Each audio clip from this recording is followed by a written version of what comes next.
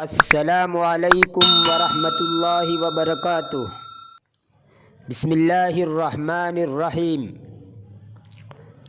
سامعین و ناظرین، آج کا یہ ویڈیو گرامر کی سیریز کا پارٹ نمبر 7 ہے۔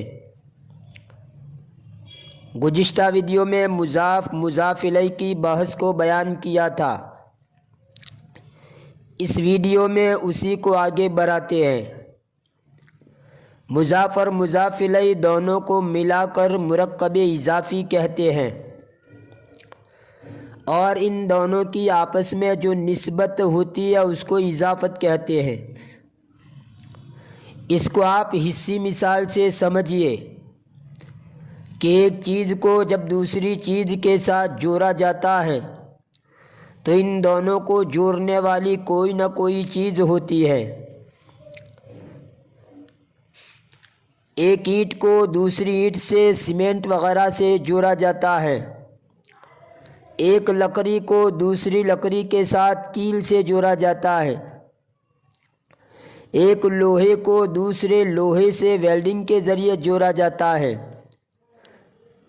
ٹھیک اسی طرح مرکب اضافی میں دو اسموں کو جو چیز جوڑتی ہے اسی کا نام اضافت ہے۔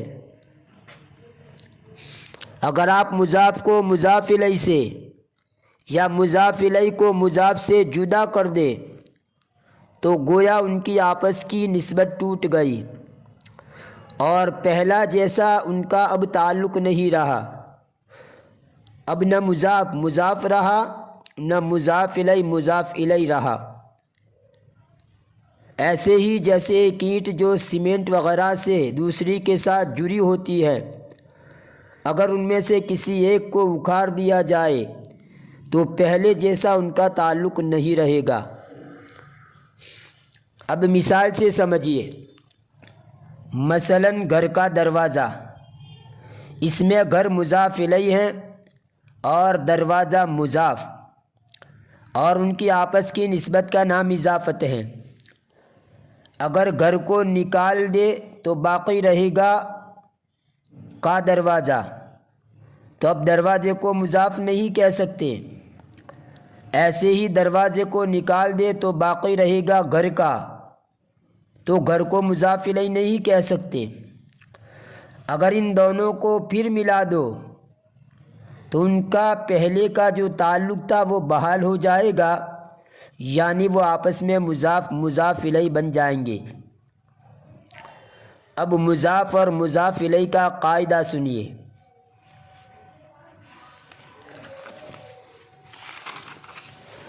مضاف پر الف لام اور تنوین نہیں آ سکتے۔ پہلے میں کہہ چکا ہوں کہ الف لام اور تنوین کا اجتماع نہیں ہو سکتا۔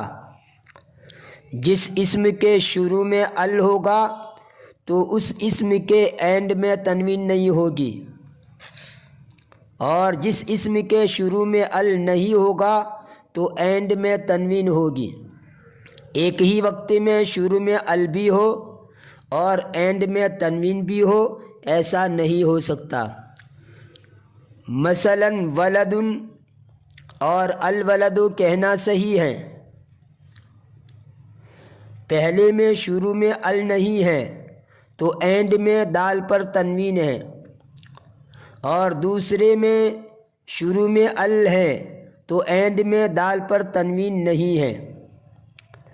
آپ الولدن دونوں کو جمع کر کے نہیں کہہ سکتے، تو یہ دونوں چیزیں ال اور تنوین مضاف پر بالکل نہیں آ سکتے۔ یہ تو ہوئی ایک بات۔ اب دوسری بات یہ ہے کہ مضاف عربی میں پہلے آتا ہے اور مضاف الیہ بعد میں۔ اردو میں اس کے برعکس مضاف بعد میں اور مضاف الیہ پہلے آتا ہے۔ تیسری بات یہ ہے کہ مضاف الیہ کی پہچان یہ ہے کہ ان دونوں کے بیچ میں کا کے کی یا را رے ری آتا ہے۔ ابھی یہاں کا کے کی والی مثالوں سے سمجھایا گیا ہے، را رے ری والی مثالوں کو آگے سمجھیں گے۔ اب ان مثالوں میں غور کرو گدھے کا کان، گدھے کی آنکھ، گدھے کے دو کان۔ پہلی مثال میں دو اسموں کے درمیان کا، دوسری میں کی اور تیسری میں کے آیا ہے، اور کان کی نسبت گدھے کی طرف کی گئی ہے، تو گدھا مضاف الیہ اور کان مضاف ہوا۔ یہ تو مضاف کی بات ہوئی، اور مضاف الیہ کا قاعدہ یہ ہے کہ وہ مجرور ہوتا ہے، اور مجرور کا مطلب سمجھا چکا ہوں۔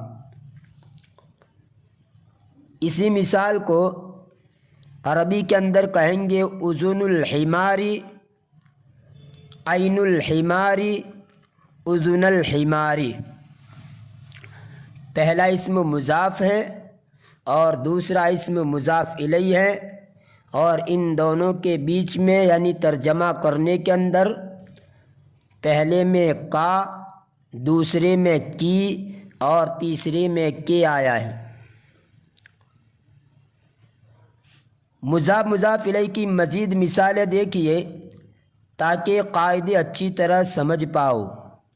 دیکھیے اس پیج کو، اس میں رائٹ سائڈ مضاف الیہ مجرور تو ہے لیکن تنوین یعنی دو زیر ہے، جبکہ لیفٹ سائڈ مضاف الیہ مجرور ہے لیکن تنوین نہیں، صرف ایک زیر ہے۔ وجہ وہی ہے کہ رائٹ سائڈ والے مضاف الیہ پر الف لام نہیں ہے، جبکہ لیفٹ سائڈ والے مضاف الیہ پر الف لام ہے، جیسا کہ بیان گزر چکا ہے۔ اگلے پیج پر اس پیج کا ترجمہ کر دیا گیا ہے، دیکھ لیجئے۔ کبھی کبھی ایک ہی لفظ مضاف بھی ہوتا ہے اور مضاف الیہ بھی ہوتا ہے۔ مضاف بعد والے کا ہوگا اور مضاف الیہ پہلے والے کا ہوگا۔